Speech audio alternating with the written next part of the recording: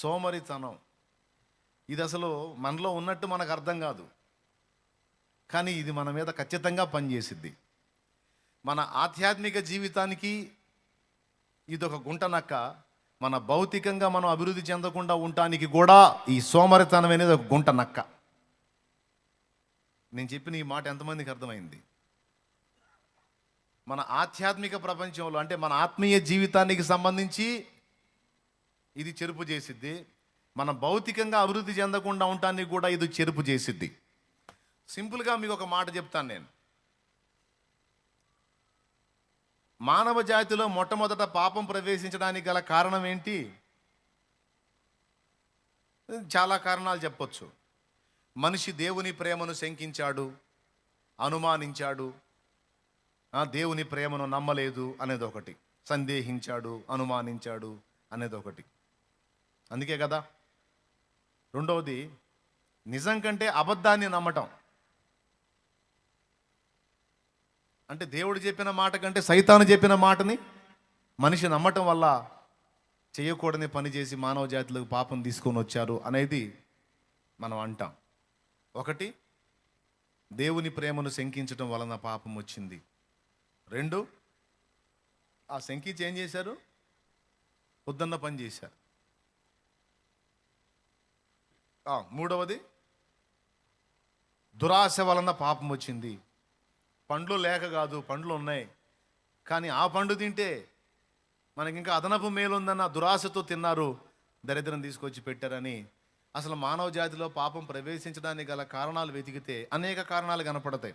వాటిలో ఒకటి దేవుని ప్రేమను శంకించటం, రెండవది అబద్ధాన్ని నమ్మటం, మూడవది దురాశకు గురి కావటం అని ఇలా చెప్పుకుంటూ పోవచ్చు. ఇందులో ఒకటిగా సోమరితనాన్ని కూడా మనం చేర్చుకోవచ్చు.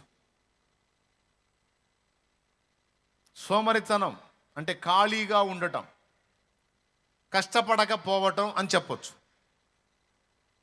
ఇప్పుడు దేవుడు ఆదాము హవ్వలను నిర్మించి ఏదెనులో తోట వేసి తోటలో ఉంచాడు వాళ్ళని. తోటలో ఉంచి వాళ్ళకి ఏం చెప్పాడు? ఆదాముకి ఏం చెప్పాడు? తోటను సేద్యపరచమని చెప్పాడు. ఏం చెప్పాడు? తోట వేసింది ఎవరు? దేవుడైన యెహోవా. సేద్యపరచమని చెప్పి పని అప్పగించింది ఎవరికి? ఆదాముకి. ఆదాముకి చెప్పాడా? ఆదాముకి సాటి అయిన సహాయం హవ్వకు కూడా చెప్పాడా? ఇద్దరికి. ఆదాము పని చేయాలి, ఆదాముకు సహాయముగా హవ్వ కూడా పని చేయాలి. బాగా వినండి. కానీ ఇక్కడ మనం గమనిస్తే ఆదామే పని చేస్తున్నాడు కానీ హవ్వ పని చేయటల్లా. ఆదాము ఏదెనులో ఉన్నటువంటి ఆ తోటని సాగు చేస్తున్నాడు, ఆ తోటని ఏళ్తున్నాడు, ఆ తోటని కాస్తున్నాడు, ఆ తోటని సేద్యపరుస్తున్నాడు. ఆ తోటను కాచుటకును దాన్ని సేద్యపరచుటకును అనుంది. చూడండి ఒక్కసారి ఆదికాండము 2వ అధ్యాయం ఒక్కసారి తీసుకోండి, 15వ వచనం చదువు నాన్న. మరియు దేవుడైన యెహోవా నరుని తీసుకొని ఏదెను తోటను సేద్యపరచుటకును దాన్ని కాచుటకును దానిలో ఉంచెను. అది 2 పనులు చేయాలి. కాచుట అంటే కాపలా కాయుట. కాచుట అంటే కాపలా కాయుట. సేద్యపరచుట అంటే నీరు కట్టడం, పాది చేయటం, వ్యవసాయం, సేద్యం. 2 పనులు ఆదాముకు అప్పచెప్పింది. 2 పనుల్లో ఒకటి సేద్యం, 2 కాయటం. ఇప్పుడు మన ప్రార్థనా తోటలో కొంతమంది అన్నోళ్ళు ఉన్నారు. వాళ్ళు 2 చేయాలి. ఒకటి, అందులో ఉన్న మొక్కలకి వాళ్ళు సేద్యం చేయాలి. రెండవది, ఎవరు వస్తున్నారో ఎవరు వెళుతున్నారో వాళ్ళు కాపలా కూడా కాయాలి అన్నట్టు. అంటే మీరు ప్రేయర్ గార్డెన్కి వెళ్తా వస్తూ ఉంటారు కాబట్టి మీకు అర్థమైద్ది అన్నమాట. 2 చేస్తుంటారు. చూడండి, వాళ్ళ మొక్కలకి పాదులు చేయడం చేస్తూ ఉంటారు. రెండోది, వాళ్ళు వచ్చేటప్పుడు మీరు వెళ్ళేటప్పుడు మీకు మంచి చెడ్డ పలకరిస్తూ ఉంటారు. ఎంట్రన్స్లో ఒక ఆయన కూర్చొని ఉంటాడు. ఐడియా ఉంది కదా. అట్లా ఏదేను తోటలో ఆదాము హవ్వల యొక్క పని 2. ఒకటి వ్యవసాయం చేయాలి, సేద్యం చేయాలి, 2 కాపలా కాయాలి. కాయటం ఎందుకో నాకు అర్థం కాల. దొంగతనాలు ఏమన్నా జరుగుతాయా? ఒక్కసారి ఊహించండి. దొంగతనాలు ఏమన్నా జరుగుతాయా? చోరీలు ఏమన్నా ఉన్నాయా? ఇంక ఇతర మనుషులు ఎవరన్నా ఉన్నారా? మీరు ఆలోచించండి, అసలు ఆ పదానికి అర్థం లేదు కదా అక్కడ. సేద్యం అంటే ఏదో వ్యవసాయం చేశాడు అనుకోవచ్చు, పాదులు చేయటం, వాటిని ప్రొటెక్షన్ చూసుకోవటం. కాచుట అనే పదం ఎందుకు వాడాడు?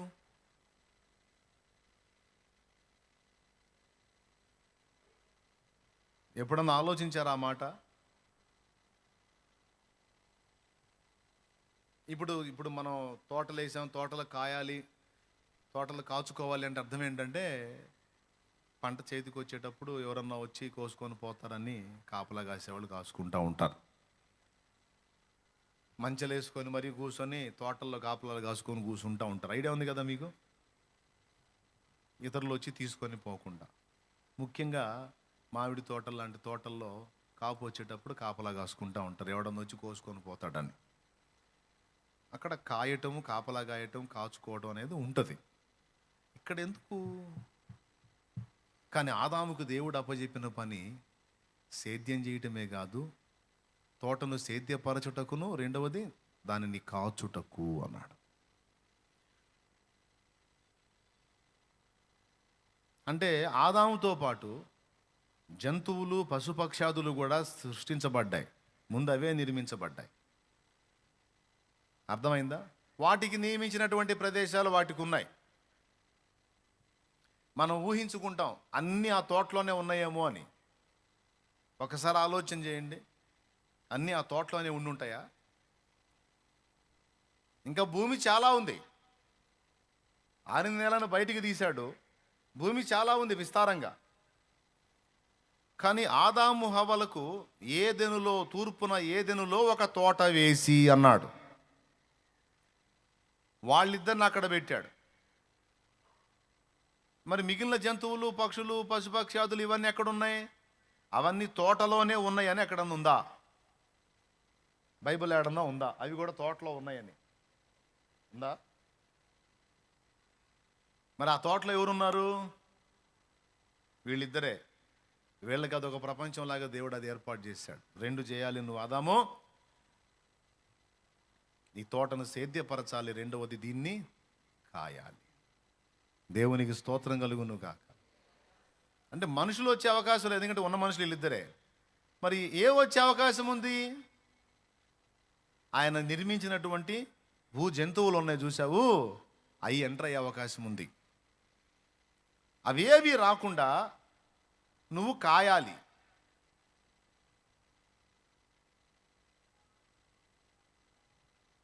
ఆ తోటలోనికి తోటను చెరిపే జంతువు రాలేదులే కానీ ఇలా బ్రతుకుల్ని చెరిపే జంతువు ప్రవేశించింది.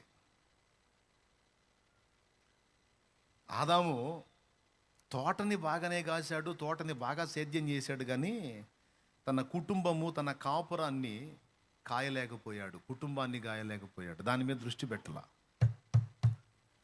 కొంతమంది సహోదరుల గురించి చెప్తున్నాను, వినండి.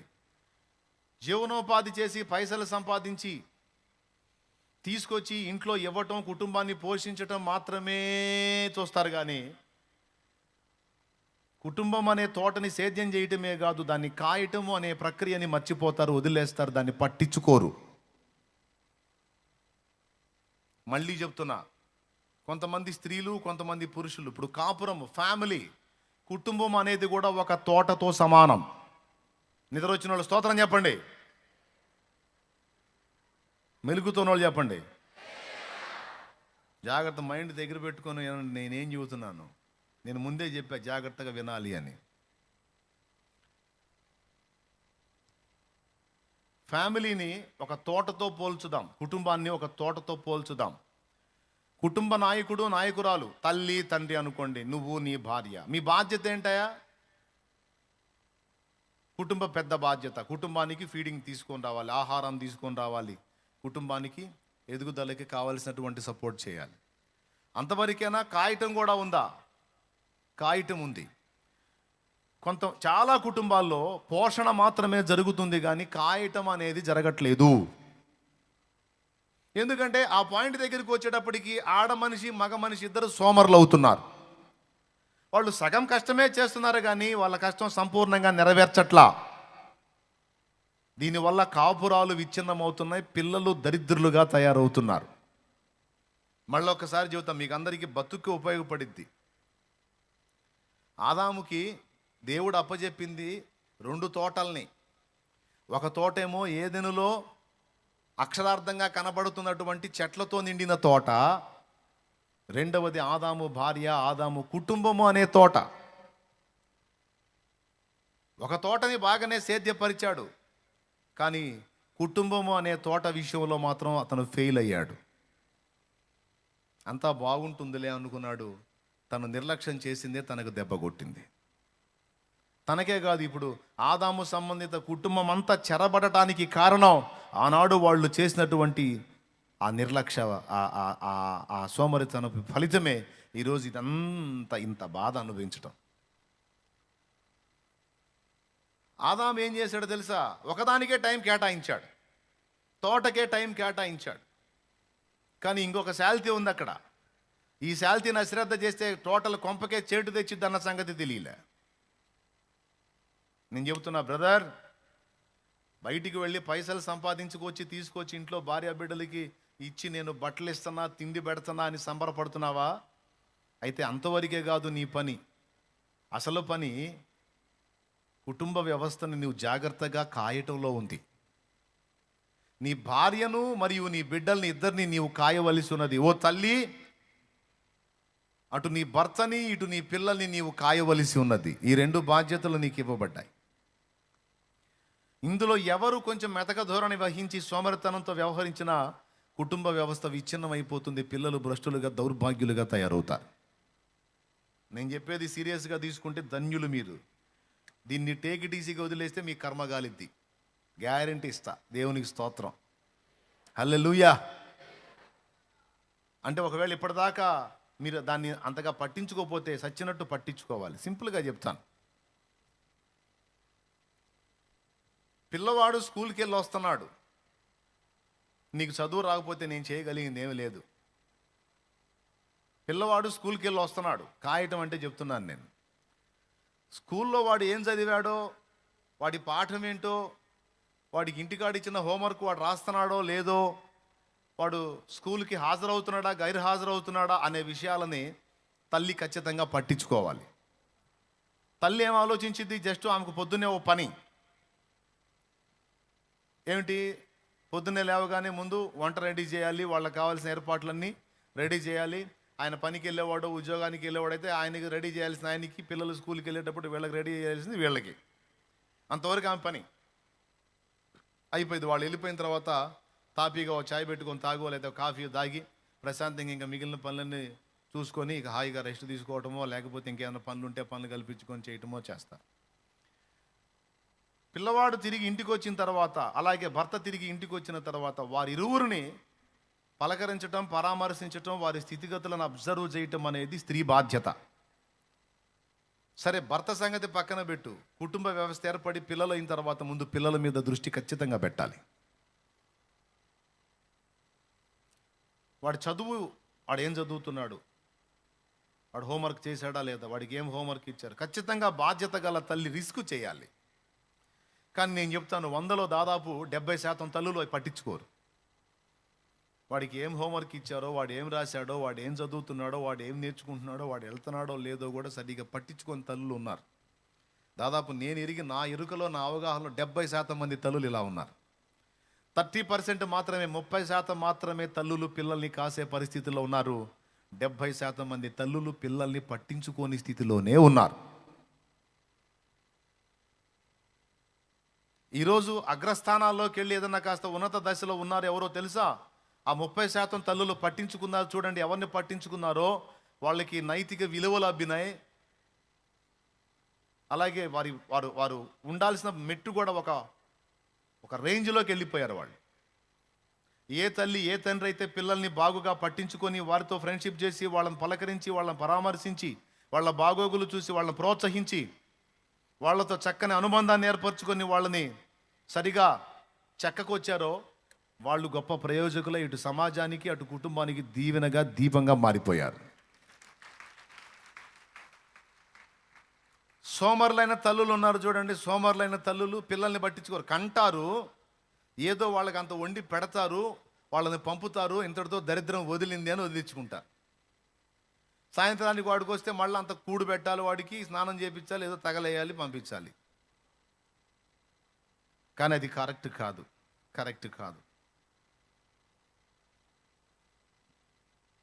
చివరికి వాడు చదివి చదివి చదివి చివరికి అర్భకుడిలాగా తయారవుతాడు. ఏముండదు వాడికి, ఎందుకంటే వాడిని టెస్ట్ చేయాల, పరిశీలించాల. తల్లి పట్టించుకోవాలా, తండ్రి పట్టించుకోవాలి. తండ్రి ఏమంటాడు, పొద్దంతా చేసి వస్తున్నా, ఇంటికాడు నువ్వేం చేస్తున్నావు, పిల్లల్ని పట్టించుకోవాలి. ఈ సీన్ ఎప్పుడైతే తెలుసా, ఎగ్జామ్లో వాడు ఫెయిల్ అయ్యి వస్తాడు చూడు,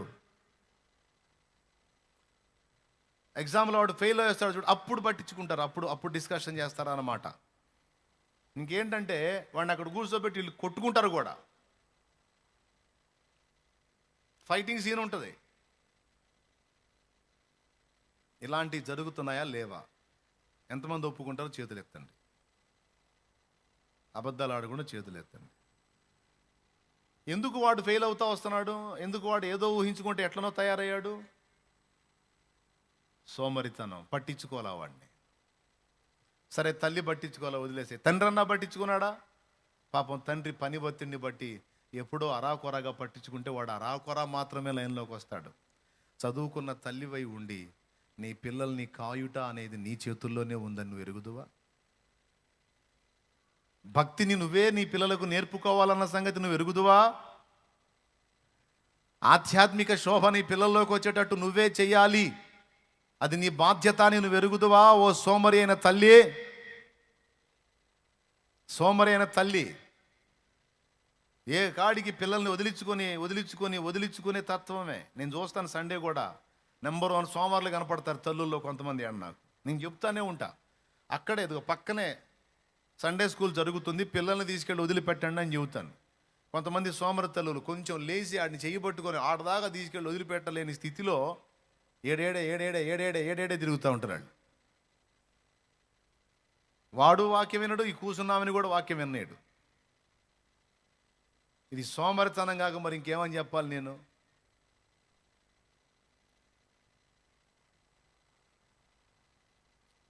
పిల్లలతో కాసేపు కూర్చొని మాట్లాడరు, మనసు విప్పి మాట్లాడరు, ఫ్రెండ్షిప్ చేయరు తల్లులు కొంతమంది.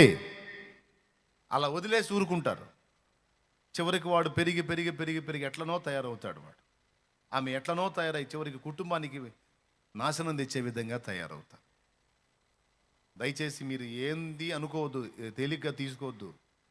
కుటుంబ వ్యవస్థకు ఉపయోగపడే విషయాలు కనుక దయచేసి ఇకనన్నా జాగ్రత్త పడి పిల్లలతో ఫస్ట్ స్నేహ సంబంధం ఏర్పరచుకోండి. నేను తండ్రిని బిగదీసుకొని ఉండాలి, నేను తల్లిని నేను ఇలానే ఉండాలని ఏవో హద్దులు పెట్టుకొని యంత్రాల్లాగా రోబోల్లాగా ప్రవర్తించవాకండి పిల్లల దగ్గర. పాస్టర్లు కూడానండి, నేను సేవ చేస్తున్నాను పిల్లల్ని నిర్లక్ష్యం చేసి వాళ్ళని దౌర్భాగ్యులుగా తయారు చేసిన పాస్టర్లు ఉన్నారు. అందుకని చెబుతున్నాను నేను, పిల్లలతో ఫ్రెండ్షిప్ చేయాలి, పిల్లలతో సహవాసం చేయాలి, పిల్లలతో గడపాలి. పురుషుడా, భార్యకు సమయం ఇవ్వాలి, భార్యతో గడపాలి. భార్య పిల్లలతో అలాగా ఒకరోజు సెలవు పెట్టుకొనైనా సరే సమయం కేటాయించాలి, నీ బాధ్యత అది. నువ్వు తోటని కాయకపోతే, కుటుంబం అనే తోటని కాయకపోతే సర్పాలు ప్రవేశిస్తాయి. కాపురంలోకి ప్రవేశించవచ్చు, పిల్లల జీవితాల్లోకి ప్రవేశించవచ్చు. ఒక్కొక్క భర్త ఉంటాడు, భార్యను అసలు పట్టించుకోడు. భార్య మనోభావాలతో సంబంధమే లేదు, భార్య అభిప్రాయాలతో సంబంధం లేదు. ఏనాడు అలాగ ఆమెను వెంట పెట్టుకొని అలాగ ప్రదేశానికి తీసుకెళ్ళిన దాఖలాలు ఉండవు, ఆమెతో ఫ్రెండ్లీగా మాట్లాడిన దాఖలాలు ఉండవు. అంతా నియంతృత్వము, అదొక టైపు మైండ్ కొంతమంది పురుషులది. ఏం పర్లా, అట్లనే సాగించుకోనానా, సర్పం వచ్చి నాకు అర్థమైద్ది, అప్పుడు వగిలిద్ది మూతి, 3 అంకలు తిరిగిద్ది. నిర్లక్ష్యం చేసిన కాపురంలోకెల్లా సర్పములు జొరబడతాయి, సర్పములు ప్రవేశిస్తాయి.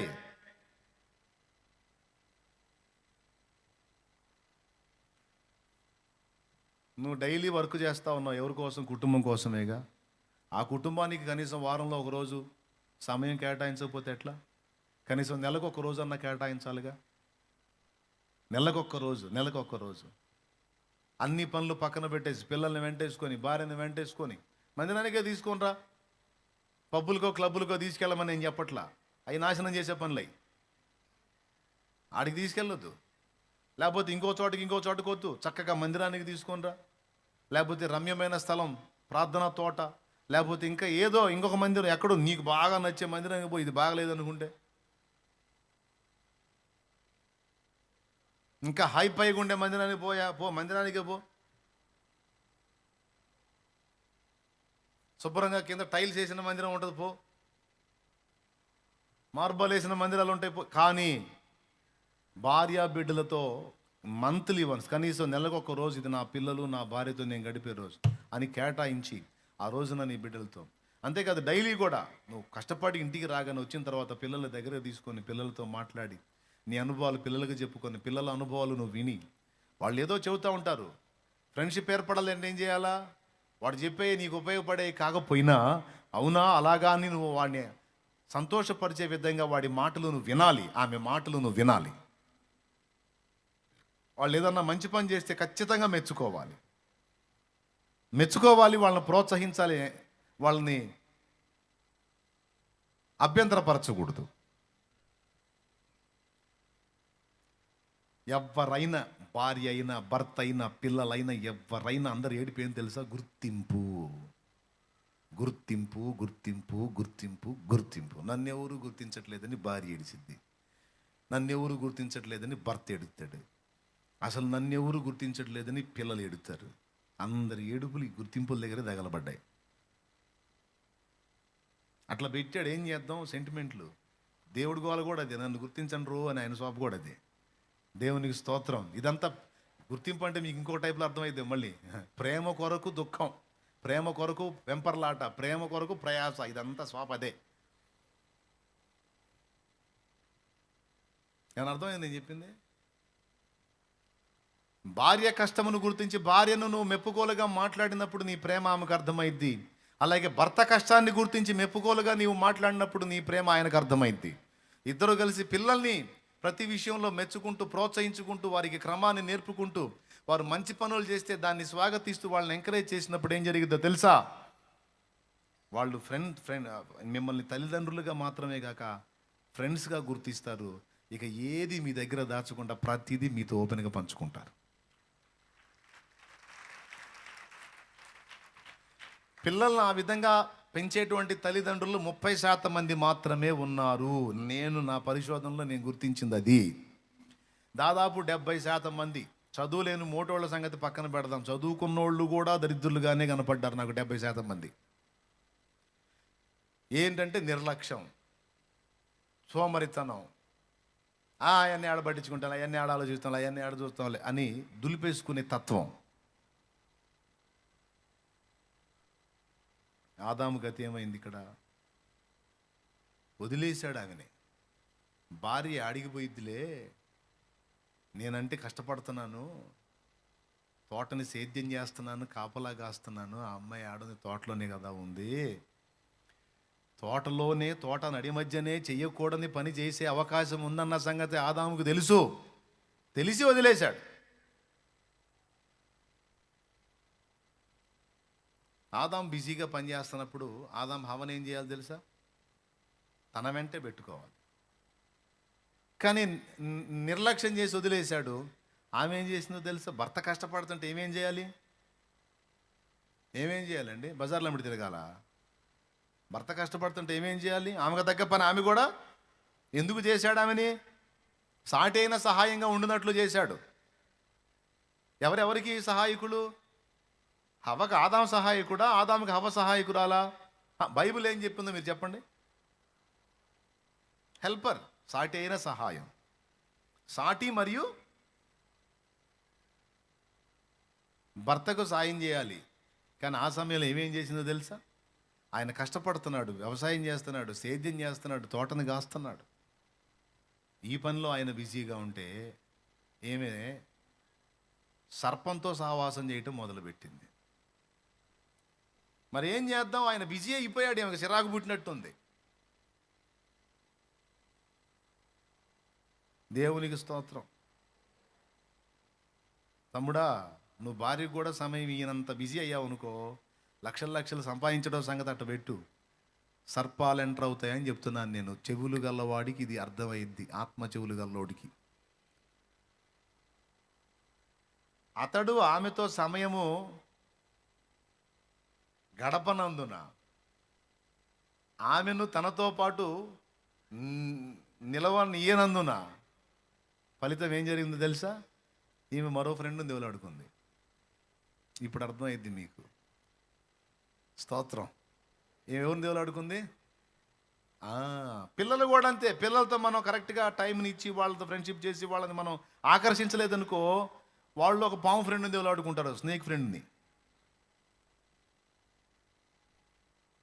భర్త కూడా అంతే. కుటుంబాల్లో సర్పాలు చేరే అవకాశం ఎక్కడ ఉందంటే ఇట్లా ఉంటుంది అన్నమాట, సమయాలు ఇయ్యకపోతే. హవ్వ పరిస్థితి అదే జరిగింది అక్కడ. ఎప్పుడన్నా చూడు ఆ పని చేసుకుంటా ఉంటాడు, ఆ పొలం అంటాడు, సేద్యం అంటాడు, తండ్రి చెప్పాడు అంటాడు. సరదాగా అలాగా తోటలో అలా అలా అలా అలా అలా విహరిస్తూ ఉంటే ఎంత బాగుంటుంది. ఆ పిచ్చోడేవి ఇప్పుడు ఆ ఎంట్రన్స్లోనే ఉంటాడు. అదేమంటే జంతువులు వస్తాయి, ఏ వస్తాయి, ఏ వస్తాయి, దేవుడు చెప్పాడు కాపలా గాయమన్నాడు, నేను దేవుని పని చేయాలంటాడు. అక్కడక్కడే దగలబడుతూ ఉంటాడు. హాయిగా తోట మొత్తం విహరిస్తే ఎంత బాగుంటుంది. అంటే తోటలో విహరించడానికి నేను నీకు తోడుగా ఉంటాను అని సర్పం ఎంటర్ అయింది. మరి అది ఏ పక్క నుంచి ఎంటర్ అయింది మొత్తానికి. ఎంటర్ అయి హవ్వని మోసం చేసింది. ఇదంతా ఎందుకు వచ్చింది దరిద్రం? 2 కారణాలు. ఒకటి,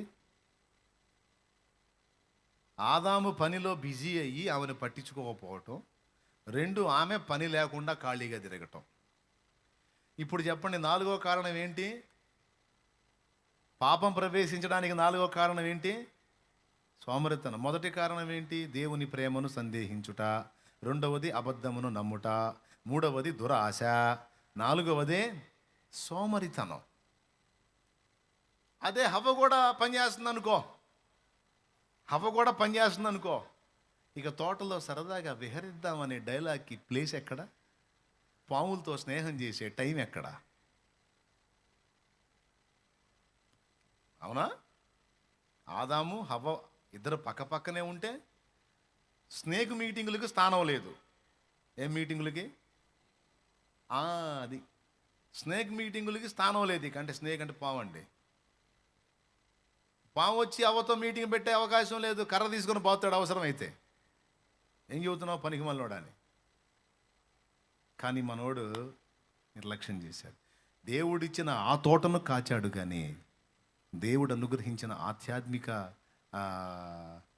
శోభలు ఉట్టిపడేటువంటి కుటుంబ వ్యవస్థ, భార్య, ఇదొక తోట. ఈ తోటను జాగ్రత్తగా కాచుకుంటే ఇద్దరం భక్తిలో, దేవుల్లో, ఆధ్యాత్మిక శోభలో వర్ధిల్లొచ్చు అన్న ఆలోచనను పక్కన పెట్టాడు. నేను ధ్యానించినప్పుడు ఎన్ని ఆలోచిస్తూ ఉంటాను అనమాట. ఇది నిర్లక్ష్యం చేయటం వల్లే కదా. ఆమెను కూడా తిట్టుకున్నా నేను, హవ్వను కూడా పనికి మాలింది. ఊరకు షికారులు కొట్టకపోతే ఆయన పని చేస్తున్నప్పుడు కనీసం ఆయనకి ఏదన్నా అందించే పనన్నా చేయాలి. పనికి మాలింది సైతాన్ మొకందని చాలాసార్లు తిట్టుకున్నాను నేను. మిమ్మల్ని కాదులే, హవ్వను తిట్టుకున్నాను నేను. అనవసరంగా పోయి సైతాన్ని కొడుతూ సహవాసం చేసి దరిద్రం అంతా తెచ్చిపెట్టి, బాధలు, ఈ సావులు, ఇవన్నీ చండాలం అంతా తీసుకొచ్చి పెట్టింది అని. రేపు కనపడిద్దిగా, అడిగిపోయిద్ది, అడిగి బాధ ఉంటుంది. పోయి కడిగి పడేద్దాం అనిపిస్తుంది. దేవునికి స్తోత్రం కలుగును గాక. చెప్పండి, పెద్దగా చెప్పండి, స్తోత్రం చెప్పండి. ఇందు మూలంగా మీ 50 మందికి ఇందులో నేను చెప్పాలనుకున్న సందేశం ఏమనగా, సోమరితనం ఎంత డేంజరో చూడండి. అసలు మానవ జాతి భ్రష్టు పట్టడానికి ఉన్న కారణాలలో సోమరితనం కూడా ఒక స్తంభం లాంటిదంటే మీకేమన్నా అర్థమవుతుందా?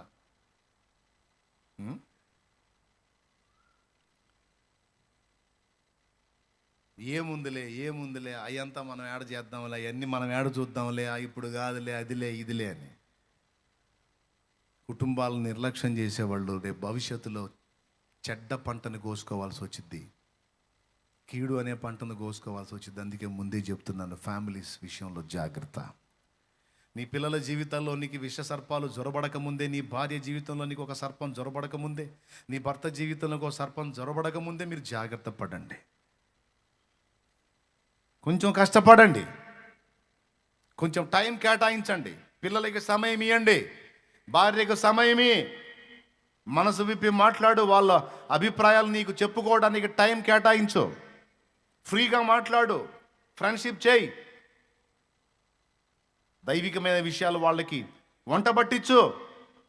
దేవుని కొరకు వాళ్ళని భద్రపరచు, దేవుని కొరకు సిద్ధపరచు. నీ ఫ్యూచర్ అద్భుతంగా ఉంటుంది.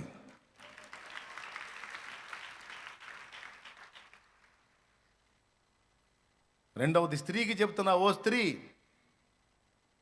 ఖాళీ మనసు దయ్యముల కర్మాగారం అని ఒక మాట ఉంది. ఖాళీగా ఉండడం మంచిది కాదు, ఆడదానికి మంచిది కాదు, మగవాడికి మంచిది కాదు ఖాళీగా ఉండటం అనేది.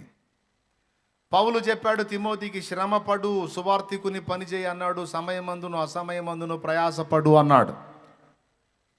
నేను ఒక మాట చెప్తాను, ఒక మాట అడుగుతాను మిమ్మల్ని, మీరు చెప్పండి. చక్కగా వాళ్ళు ఏ కష్టం చేయకుండా అన్ని చెట్ల ఫలాలు ఇచ్చే చెట్లు, తోటలు నాటించి మళ్ళీ పని చేయమని పురమాయించాడేంది ఆదాముకి? ఏం పని చేయకపోతే చెట్టు కాపు కాయదా, కాయలు రావా? దేవుడు పని చేయ ఆదామని ఎందుకు చెప్పాడు? ఒక్కసారి మీరు చెప్పండి. నేల నుంచి మొలిపించింది ఎవరు? హాయిగా కాయలు కోసుకొని తిని నువ్వు మీ ఆవిడ ఇద్దరు డ్యూయట్స్ పాడుకున్నానా లోపల తోటలో అని చెప్పొచ్చు కదా. మంచిగా సరిగం పదనిసలు పాడుకోండి ఆదాం హవ్వ ఇద్దరు. ఆ కాయలు వస్తాయి తినండి, డ్యూయట్లు పాడండి అని చెప్పొచ్చుగా. అది చెప్పలా. తోటను సేద్యపరచు కాయి అని పని పని పని పురమాయించాడు. పని ఒక రకంగా చెప్పాలంటే పని మనకు భద్రతా స్థలం, భద్రపరచు స్థలం పని. కష్టపడటం, శ్రమ పడటం, వర్క్లో బిజీ అవ్వటం అనేది మనల్ని చాలా ఉచ్చుల్లో పడకుండా కాపాడిద్ది. ఇది స్త్రీలు గుర్తించాలి, పురుషులు కూడా గుర్తించాలి. అయితే పూర్తిగా టైం అంతా పనికే కాదు. పని మనకు భద్రతనిచ్చే స్థలమైన మన ఫ్యామిలీకి ఇవ్వాల్సిన టైము ఫ్యామిలీకి ఇవ్వాలి. అదే సమయంలో కొంతమంది ఏం చేస్తారు తెలుసా? అసలు పనే లేకుండా అచ్చంగా వాళ్ళ ముందే కూర్చుంటారు. ఇదొక దరిద్రం ఉంది. చాలామంది ఏం చెప్పాడు? కుటుంబాన్ని జాగ్రత్త చూసుకోమన్నాడు. నేను రేపటి నుంచి పోను ఉన్నదే తిందాం, నేను నిన్ను పిల్లల్ని చూసుకుంటా కూర్చుంటానంటే నేనేం చేయాలి? కొంతమంది అచ్చంగా, ఇప్పుడు నేను చెప్పకపోయినా కొంతమంది చేసే పని అదే, కొంతమంది అదే పనిలో ఉన్నారు ఆల్రెడీ. పని చేయరు, కనీసం పని ఎత్తుక్కోరు. పౌలు మహనీయుడు చాలా స్పష్టంగా మాట్లాడాడు. 2 సందర్భాల్లో నేను మీకు మాదిరి ఇచ్చాను అన్నాడు. 2 సందర్భాల్లో నేను మీకు మాదిరి ఇచ్చాను అన్నాడు. కష్టపడి పని చేసి నన్ను నేను పోషించుకొని మీకు మాదిరి ఇవ్వడానికి ఇలా చేశానని తెస్సలోనిక పత్రికలో మాట్లాడాడు. ఒకసారి చూడండి. 2 తెస్సలోనిక 3వ అధ్యాయము 9వ వచనం 8 నుంచి చదువు నాన్న. ఎవని యొద్దను ఉచితముగా ఆహారము పుచ్చుకొనలేదు, మేము మీలో ఎవనికిని భారముగా ఉండకూడదని ప్రయాసముతోనూ కష్టముతోనూ రాత్రింబగళ్ళు పని చేయుచు జీవనము చేసితిమి. మీరు మమ్మను పోలి నడుచుకొనవలనని మమ్మను మేము మాదిరిగా కనపరుచుకుంటే ఇలాగూ చేసితిమి కానీ మాకు అధికారం లేదని చెయ్యలేదు. అదిగో చూడండి 9వ వచనంలో మీ మాదిరిగా కనపరుచుకోవడానికి ఇలాగ చేశామన్నాడు. సేవకుడికి కూడా చెప్తున్నాను, నేను సేవ చేసే దైవ జనుడికి కూడా చెప్తున్నా. ఇప్పుడు నేను ఇప్పటికి కూడా నా ఆలోచన మీకు తెలుసా? ఇప్పుడు కూడా అంటే నేను ఇప్పుడు దేవుని పనిలో నాకు అవకాశాలు దేవుడు ద్వారాలు తెరిచాడు కాబట్టి నేను బిజీ అవ్వాల్సి వచ్చింది. రోజు జర్నీలు చేయాల్సి వచ్చింది ఎటో ఒకటి దేవుని పని మీద. నాకు ఇప్పటికీ ఒకవేళ ఛాన్స్ ఉంటే పని చేసుకుంటా సేవ చేయాలనేది నా ఆశ. సంఘము నన్ను పోషించాలన్నది నా ఆశ కాదు. నేను చాకిరీ చేసుకుంటా, నా చేతులే కష్టపడి పని చేసుకుంటా, నన్ను నేను పోషించుకుంటా, నా కష్టార్జితంతో పోషించుకుంటా, మీకు ఉచితంగా సేవ చేయాలనేది నా ఆశ.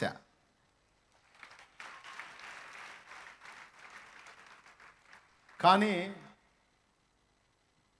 మరి ఇప్పుడున్న పరిస్థితిని బట్టి, నాకు దేవుడు ఇచ్చిన అవకాశాలను బట్టి నేను దాన్ని కేటాయించే సమయం, మరికొన్ని ప్రాంతాలకు నేను వెళ్ళటం జరిగితే మరికొన్ని ప్రాంతాల్లో సంఘాలు కట్టబడతాయి, పరిచర్యలు జరుగుతాయి అన్న ఆశతో ఇప్పుడు తిరుగుతూ ఉన్నాను. ఇంకా కొన్ని బ్రాంచి సంఘాలు ఏర్పాటు అవుతున్నాయి. దేవుడు మరికొన్ని ప్రదేశాల్లో ద్వారాలు తెరిచాడు. సైలెంట్గా పరిచర్య చేసుకుంటూ వెళ్తున్నాను. ఒకరోజు నేను మీకు చూపిస్తా, ఎక్కడెక్కడ తిరిగి ఏమేం చేసాం, ఎన్ని ప్రాంతాల్లో కట్టబడ్డాయో అవన్నీ. ఈ మధ్యకాలంలో మీకేం చూపించలేదు, తప్పకుండా చూపిస్తా దేవుని చిత్తం అయితే. మీరు ప్రార్థన చేద్దురు కానీ ఎన్ని ప్రాంతాల్లో సంఘాలు కట్టబడ్డాయో, మందిరాలు కట్టబడ్డాయో, పరిచర్యలు ఏర్పడ్డాయో, ఎన్ని ప్రదేశాల్లో నేను తిరిగి ప్రకటించానో అన్నీ ఉన్నాయి. కానీ వాటికి సమయం లేక నేను మీకు చూపించట్లేదు. తప్పకుండా చూపిస్తా. నేను మాత్రం ఖాళీగా ఉండను. ఖాళీగా ఉంటే ఏం జరిగిద్దో నాకు తెలుసు.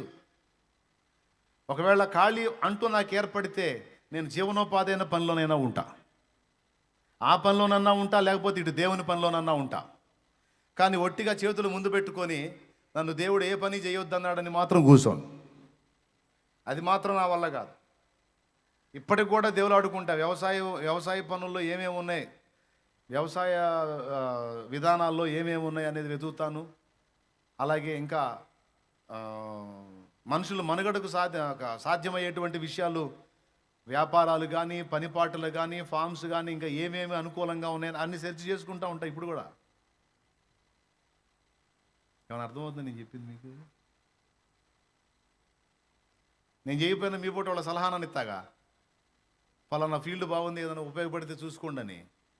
అట్లా నా దగ్గరికి వచ్చి అడిగిన వాళ్ళకి చెబుతూ ఉంటా సలహాలు, ఇది ఈ ఫీల్డ్ బాగుంది చూసుకో, ఈ ఫీల్డ్ బాగుంది చూసుకో అని. నాకెట్ట తెలుసు? పరిశోధించి కూర్చుంటా. దేవునికి స్తోత్రం కలుగును గాక.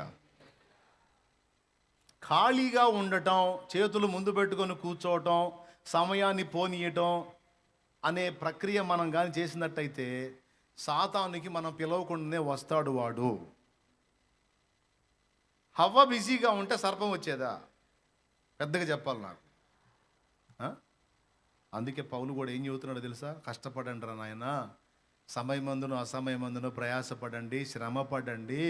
ఇదిగో నేను ఒక పక్క కష్టపడి జీవనం చేసుకుంటూ మరో పక్క సేవ చేశా. ఇది మీ అందరికీ మాదిరిగా ఉండటానికి చేశానని ఇక్కడ అన్నాడు. అపోస్తల కార్యం 20వ అధ్యాయం ఒకసారి తీసుకోండి. అపోస్తల కార్యం 20వ అధ్యాయం 34వ వచనం ఒకసారి చూడండి. నా అవసరముల నిమిత్తమును నాతో ఉన్నవారి నిమిత్తమును ఈ నా చేతులు కష్టపడినవని మీకే తెలియను. దేవునికి స్తోత్రం కలుగును గాక. చదువు. మీరును ఇలాగు ప్రయాసపడి బలహీనులను సంరక్షింపవలెననియు పుచ్చుకొనుట కంటే ఇచ్చుట ధన్యము అని ప్రభువైన యేసు చెప్పిన మాటలు జ్ఞాపకము చేసుకునవలెననియు అన్ని విషయముల్లో మీకు మాదిరి చూపిదనని చెప్పాను. అద్దుగో, 2 సందర్భాల్లో మీకు మాదిరి ఇది అన్నాడు.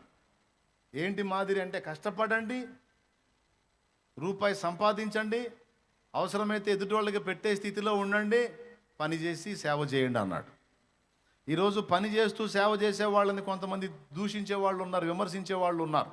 దూషించడం అంటే హేళనగా మాట్లాడటం, వాళ్ళు అసలు సేవకులే కాదన్నట్టు మాట్లాడటం కొంతమంది దగ్గర నేను చూశాను. తప్పు తప్పు తప్పున్నర తప్పు. కష్టపడి చాకిరీ చేసుకుంటూ జీవనోపాధి చేసుకుంటూ సేవ చేయటం ఎంత మాత్రం తప్పు కాదు. అది పౌలు చూపిన మాదిరి. నేను ఇంకో మాట కూడా చెప్తున్నాను. నేను ఒక సేవకుడు ఒక చోట సంఘం కట్టాడు. ఒక చోట సంఘం కట్టి ఆదివారం ఒక ప్రసంగం, శుక్రవారం ఒక ప్రసంగం చేసి మిగిలిన 5 రోజులు ఖాళీగా కూర్చోకూడదు. మరో 5 ప్రాంతాలు దర్శించాలి. లేదా కనీసం 3 ప్రాంతాల్లో సంఘాలు కట్టడానికి కనీసం 3 ప్రాంతాలు టార్గెట్ చేసి మెయిన్ బ్రాంచ్ని చూసుకుంటూ మిగిలిన 2 బ్రాంచీలు కూడా పని మొదలు పెట్టాలి. కనీసం సంఘంలో శుక్రవారం ఉపవాస కూటమి ఇక్కడ జరుగుతుంది అనుకోండి, మీ సంఘాలలో వేరే ఒక రోజు ఫాస్టింగ్ ప్రేయర్ పెట్టుకొని ఆదివారపు ఆరాధన తర్వాత ఒకరోజు వాక్య కూటం పెట్టుకోండి. వాక్య కూటం పెట్టుకొని అది సాయంత్రం వేళ పెట్టుకొని ఆత్మీయతలో ఎదుగుతున్న వాళ్ళు, సేవకి ఇష్టపడుతున్న వాళ్ళని అందులో సమకూర్చి వాళ్ళకి మూలోపదేశాలతో పాటు సిద్ధాంతపరమైన బేసిక్స్ నేర్పండి. వాళ్ళని సేవకి ప్రిపేర్ చేయండి. ఒక సంఘ కాపరితో చెప్తున్నాను నేను, నీవు ఎట్లనన్నా కష్టపడి నీ సేవలో కనీసం 7 దైవ సేవకుల్ని, నీ వంటి వారిని, నీకంటే మెరిట్గా ఉండేటువంటి వారిని నువ్వు చేయలేవనుకో, కనీసం నీ వంటి వారిని కనీసం ఒక 7 నువ్వు సిద్ధపరిచి సేవకు పంపగలిగితే నువ్వు ధన్యుడివి. కొడు కొడు కొడు. ఒక 7గురిని నీలాంటి వాళ్ళని సిద్ధపరిచి వాళ్ళని సేవకు పంపి నువ్వు వాళ్ళకి చెప్పాల్సిన మాట ఒక్కటే, తమ్ముళ్ళారా మీ 7గురిని నేను సిద్ధపరిచి తినే, మీలో ఒక్కొక్కడు మీ జీవితకాలం కష్టపడతారో ఎన్నాళ్ళు కష్టపడతారో, మీరు 7గురిని చేస్తారో 70 మందిని చేస్తారో నాకు తెలియదు, కనీసం మీలో ఒక్కొక్కడు ఒక్కొక్క 7గురిని సేవకులుగా సిద్ధపరచండి మీ సంఘములో అని చెప్పు.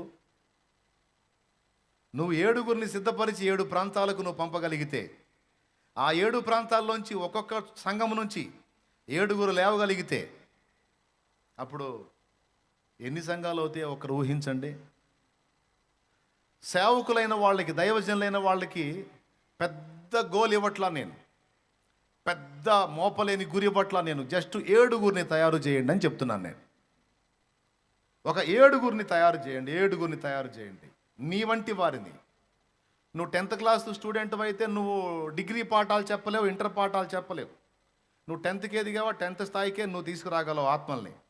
కనీసం నీ వంటి వారిని ఒక 7గురిని నువ్వు రెడీ చేయగలిగితే, ఆ 7గురిని 7 ప్రాంతాలకు పంపించి వాళ్ళకు కూడా అదే ఛాలెంజ్ నువ్వు ఇవ్వగలిగితే, నేను మీ 7గురిని లేపినట్టు మీరు ఒక్కొక్కడు 7గురిని లేపండి అని నువ్వు కానీ వాళ్ళని ఆ విషయంలో ప్రోత్సహించగలిగితే, నీ యాత్ర ముగిసే నాటికి నీ ఒక్కడి ద్వారా ఒక చెట్టులాగా ఒక మొక్కలాగా ప్రారంభమైన సంఘము నీ యాత్ర ముగిసే నాటికి ఒక చెట్టు అవుతుంది. నీకు తెలుసా, నీ సంఘంతో కలిపి నువ్వు పంపిన 7గురిని లేపితే 7 ఏళ్ళు 49 నీది ఒకటి, మొత్తం 50 సంఘములు కట్టిన చరిత్ర నీకుంటుంది.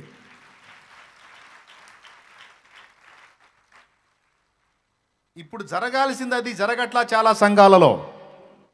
నేను ఈ లైవ్ సేవకులు కూడా వింటారు, పాస్టర్స్ కూడా వింటారు, అందుకే చెప్తున్నాను నేను.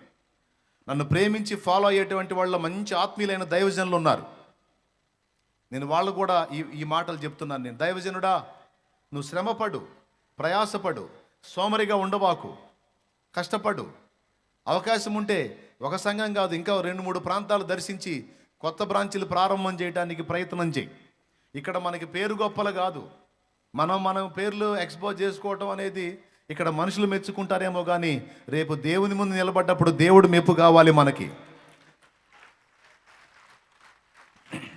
నీ శక్తి కొలది కనీసం ఒక 3 ప్రాంతాల్లో సంఘాలు కట్టు. ఈ 3 ప్రాంతాల్లోంచి లేపుతావో, ఒక సంఘం నుంచి లేపుతావో, కనీసం ఒక 7గురు దైవజనుల్ని నువ్వు లేపు, 7గురు సేవకుల్ని నువ్వు తయారు చేయి. ఆ 7గురికి కూడా అదే గురి ఇవ్వు. మీరు ఒక్కొక్కరు ఒక 7గురిని తయారు చేయండి. నేను ఒక 7గురిని, మీ 7గురిని సిద్ధపరిచితేనే మీరు కూడా ఒక 7గురిని తయారు చేయండి అని 7గురికి ఛాలెంజ్ ఇవ్వు. నువ్వు వాళ్ళని పంపు సేవకి. వెంటనే ఒక సంఘం కట్టబడదని చెప్పు, వెంటనే కట్టబడదు. దానికోసం కష్టపడాలి, ప్రయాసపడాలి, శ్రమ పడాలి, త్యాగం చేయాలి, అన్నిటినీ చంపుకోవాలి, అన్నిటినీ ఓర్చుకోవాలి, తాళుకోవాలి. ఒక్కొక్క ఆత్మ, ఒక్కొక్క జీవితం.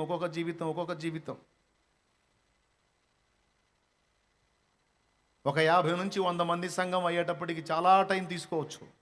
అయినా సరే ఓర్పుతో కాచుకొని పరిచర్య చెయ్యాలి. దేవుని కృప వల్ల ఒక 50 నుంచి 60, ఒక 100 మంది సంఘం అయిందా, అందులో నుంచి ఒక్కొక్కరిని తడవకొకరిని లేపి దేవుని సేవకి మరో ప్రాంతానికి పంపుతూ ఉండాలి. నీ ఒక సంఘంలోనే ఆగిపోకుండా కనీసం 2-3 ప్రాంతాలు. కొంతమంది అసలు గ్యాపే లేకుండా మొత్తం 6 రోజులకి 6 ప్రాంతాలు తిరుగుతూ ఉంటారు.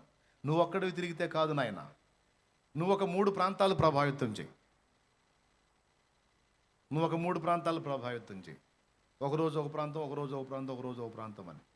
ఒక దైవజనుడు ఒక ఆదివారం వేళ దగ్గర ఊళ్ళైతే 3 తిరగలుగుతాడు, దూరం ఊళ్ళైతే 2 తిరగలుగుతాడు. కాబట్టి ఒక 2 సంఘాల్లో లేదా 3 సంఘాల్లో నీవు అంతవరకు చూడు. ఎందుకంటే నీకు రోజులు గ్యాప్ పెట్టుకోవాలి. ఎందుకంటే నువ్వు సేవకుల్ని తయారు చేయాలంటే మరి ఆదివారం ఉపవాస ప్రార్థన రోజు 2 రోజులు పోతే 5 రోజులు ఉంటుంది. ఈ 5 రోజుల్లో ఒక రోజు వాక్య కూటం పెట్టుకో. ఆ వాక్య కూడికలో వాక్యాసక్తి పరులైన వారిని, శిష్యులు కాగోరినటువంటి వారిని, దేవుని సేవ చేయగోరిన వారిని స్పెషల్గా ఎంపిక చేసి వాళ్ళని ఆహ్వానించి వాళ్ళకి తర్బీదు చేయడానికి ఆ సమయం కేటాయించు. వాళ్ళు బలపడ్డారా 7 లేవచ్చు, దేవుడు కార్యం చేసి 70 మంది కూడా లేవచ్చు.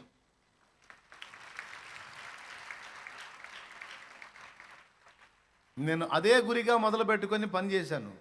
ఇప్పటికి దాదాపు 100 మంది దాటిపోయారు దైవజనులు, ప్రతిష్ఠింపబడిన దైవజనులు 100 మంది దాటిపోయారు. ఒక్కొక్కళ్ళు 2-3 సంఘాలు లెక్కేసుకున్నా కూడా 200 సంఘాల పైనే ఉన్నాయి. మాట వరుస చెబుతున్నాను. మీకు తెలుసు ఎంతమంది ప్రతిష్ఠ చేశాం? 7గురితోనే ఆగిందా? 100 దాటిందా? దేవునికి స్తోత్రం కలుగునుగాక.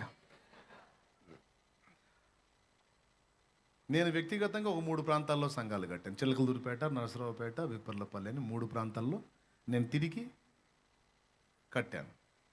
తర్వాత ఏం చేశాను, నా దగ్గర లేచినటువంటి దైవజనులు ఇద్దరిని, దావీదు, కిరణ్ ఇద్దరు లేచారు. దావీదుని నరసరావుపేటలో ఏర్పాటు చేశాను, కిరణ్ విప్పర్లపల్లి ఏర్పాటు చేశాను. ఆ 2 సంఘాలు చెరొకటి వాళ్ళకి కేటాయించి వాళ్ళు అక్కడ పరిచర్య చేస్తా, ఇంకా మీరు ముందుకు వెళ్ళండి అంటే మా వాళ్ళు ఇంకొన్ని ప్రాంతాలకి వెళ్ళి దేవుని పని చేయటం మొదలుపెట్టారు. నేనేం చేశాను, మెయిన్ బ్రాంచ్ మీద మనసు పెట్టాను. ఎందుకంటే మెయిన్ బ్రాంచ్ విస్తరిస్తూ ఉంది, అనేక మంది చేర్చబడతా ఉన్నారు. అందుకని నేను దీని మీద మనసు పెట్టాను. దేవుని కృపను బట్టి ఇంక ఇది అంచెలంచెలుగా ఎదుగుతా ఇప్పటికీ ఈ దశకు వచ్చింది. ఇందులో నుంచి దాదాపు నేను 7గురు దైవజనులు అనుకుంటే దాదాపు 100 దాటిపోయారు. నేను సంఘాలు 3 ప్రాంతాల్లో చేయటం జరిగింది, దైవజనుల్ని ఎంపిక చేయటం జరిగింది, సిద్ధపరచడం జరిగింది, వాళ్ళకి టైం తీసుకోవటం జరిగింది, వాళ్ళ కౌన్సిలింగ్ చేయటం జరిగింది, వాళ్ళని పంపటం జరిగింది, వాళ్ళ సంఘాలు కట్టడం జరిగింది. ఇప్పుడు కిరణ్ ఒక 4 ప్రాంతాలు, దావీదు ఒక 5-6 ప్రాంతాలు, పాస్టర్ రవి ఒక 5 ప్రాంతాలు, అట్లాగా ఒక దైవజనుడు వచ్చి 3, 4, 5 ప్రాంతాలు కూడా దేవుని కొరకు వాడబడతా ఉన్నారు.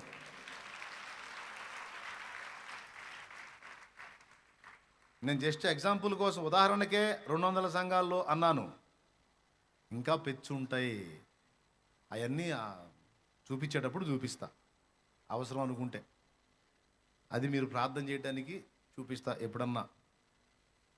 ఎందుకంటే ఎచ్చులు పడాలని మనకు లేదు. దేవునికి స్తోత్రం. ప్రజల ముందు ఎందుకు ప్రగల్భాలు గొప్పగా మేము ఎంత చేసాం అని ఏదో చేస్తున్నాం, అటు పడి పోతున్నాం సైలెంట్గా, సాప కింద నీటిలాగా అట్లా వెళ్ళిపోతున్నాం. దేవుని పని చేసుకుంటూ వెళ్ళిపోతున్నాం. జనం మెచ్చాల్సినోడు మెచ్చుకోవాలి, మెచ్చుకోవాలండి. ఆయనే చూడాలని చేసుకుంటూ వెళ్ళిపోతున్నాం. ఇక్కడ ప్రజలు గొప్ప అనుకోవ పని నాకేందంటే వీళ్ళ గొప్పతో ఏడి సరీలు గొప్ప అనుకుంటే వచ్చిద్దా, లేకపోతే ఏమన్నా ఇంకొకటి అనుకుంటే వచ్చిద్దా? నాకు అవసరంలా. నా తండ్రి సంతోషపడితే చాలు. ఊరూర నా దేవునికి ఒక బలిపీఠం కట్టగలిగితే చాలు. హల్లెలూయా. నేను అందుకే చెబుతున్నా, కష్టపడండి. సోమరితనాన్ని దరి చేరనీయకండి, ఖాళీగా నిద్రపోకండి, ఉండొద్దు. 2 సంఘాలైనా 3 సంఘాలైనా ఒక 7గురిని తయారు చేసినా మనం పడే కష్టం ప్రభునందు మాత్రం వ్యర్థం కాదు. దానికి తగ్గ న్యాయం దేవుడు తప్పకుండా చేస్తాడు.